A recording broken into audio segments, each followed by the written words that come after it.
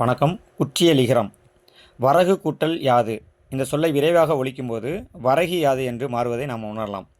முதல் சொல்லினுடைய இறுதியில் உள்ள கூ என்னும் எழுத்து கீ என்று ஒலிப்பதை நாம் இதில் உணர முடியும்.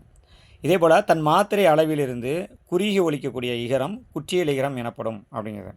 இதை எப்படி பிரிக்கலாம்னா, குறுமை கூட்டல் இயல் கூட்டல் இகரம் குற்றியலிகரம் என்பது மாறும். இது ஒரு மதிப்பெண் வினாக்களில் கேட்பாங்க. குற்றியலிகரம் பிரித்து எழுத கிடைக்கக்கூடிய சொல் எதுன்னு கேட்டால் குறுமை கூட்டல் இயல் கூட்டல் இகரம் அப்படிங்கிறத நம்ம எழுதணும்.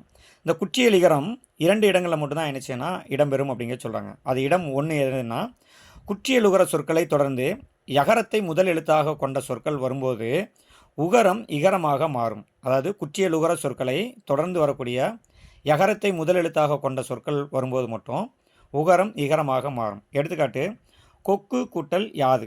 இதை முதல் சொல் குற்றியலுகர எழுத்திருக்கு. நிலைமொழியோட கடைசி எழுத்து குற்றியலுகர எழுத்திருக்கு.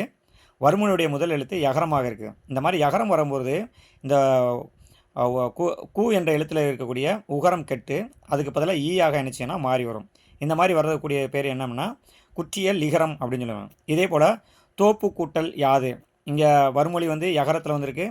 நிலைமொழி கடைசி குற்றியலுகர எழுத்தாக இருக்குது. இது சேரும்போது என்னன்னா தோப்பி யாது. அதே போல் நாடு கூட்டல் யாது நாடியாது என்று வரும். இது முதல் இடம் அப்படிங்கிறது. இரண்டாவது இடம் என்னென்னா, மியா என்பது ஒரு அசைச்சொல். இது ஓசைக்காக மட்டும் என்னச்சுவாங்கன்னா பயன்படுத்துவாங்க. இதில் இருக்கக்கூடிய மீயில் உள்ள, அதாவது மீயை பிரித்தோம்னா இம்மு கூட்டல் ஈ அப்படிங்கிறது. இதில் உள்ள இகரம் குற்றியல் இகரமாக நம்ம கருதப்படுது. இது சொற்களில் இடம் வரும்போது தனக்குரிய மாத்திரை அளவிலிருந்து குறைந்து ஒலிக்கும். அதாவது மீ என்ற எழுத்துக்கு ஒரு மாத்திரை, அது தன்னுடைய ஒரு மாத்திரை அளவிலிருந்து அரை மாத்திரை அளவிலாக குறைந்து ஒலிக்கக்கூடியது. இப்போ எடுத்துக்காட்டு, கேல் கூட்டல் மியா அப்படிங்கிறது.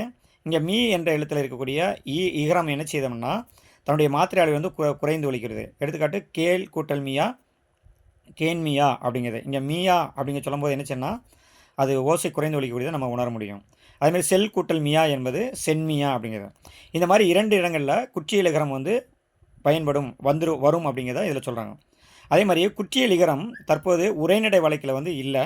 இலக்கியங்களில் மட்டும்தான் என்ன செய்கிறோம்னா இந்த குற்றியலிகரங்களை நாம் பயன்படுத்துகிறோம் அப்படிங்கிறத தெரிஞ்சுக்கொள்வோம். நன்றி.